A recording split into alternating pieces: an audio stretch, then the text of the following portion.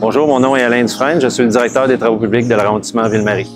La responsabilité d'aqueduc et d'égouts est sur la responsabilité du service de l'eau à la Ville de Montréal. Par contre, l'entretien est délégué à l'arrondissement Ville-Marie. Ce qu'on fait dans les réparations et l'inspection, c'est de l'inspection de bandes d'incendie, des réparations de fuites, du nettoyage d'égouts, etc., etc. Il y a plusieurs interventions. Juste pour donner une idée, en 2024, le nombre d'interventions dépassait le 3000 pour l'arrondissement Ville-Marie.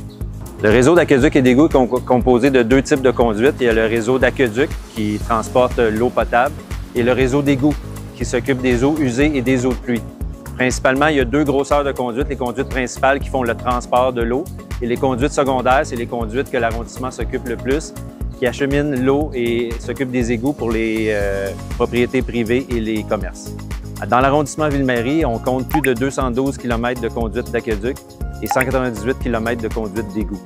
À ça s'ajoutent 16 000 infrastructures.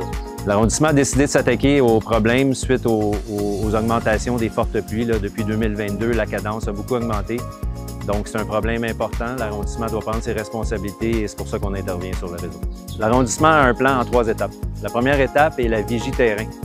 Les équipes terrain regardent constamment les prévisions météorologiques pour intervenir lors de fortes pluies. C'est-à-dire qu'il y a des équipes qui restent en place avec des camions-pompes, avec des balais aspirateurs, de la signalisation et des camionnettes sont prêts à intervenir lors des fortes pluies dans les secteurs vulnérables.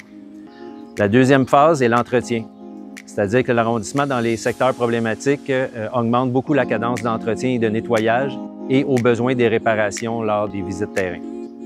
La troisième étape, qui est plus sur les infrastructures lourdes, des travaux plus à long terme avec l'équipe d'ingénierie, on fait des modifications ou des remplacements du réseau. Par exemple, à l'automne 2024, nous avons remplacé le réseau d'égouts du boulevard Maisonneuve entre Partenay et Delormier. Et aussi, nous faisons la construction d'infrastructures vertes. En 2025, nous avons plusieurs projets. Nous avons la rue La Rivière, qui est une rue éponge. Nous avons la ruelle La Ligne Verte et plusieurs saillies drainantes à grande capacité que nous faisons durant l'été. L'importance de garder l'eau en dehors du réseau d'égouts, c'est lors des grosses pluies, le réseau ne sera jamais capable de prendre cette quantité d'eau. Donc, c'est pour ça que les infrastructures vertes ont une importance primordiale.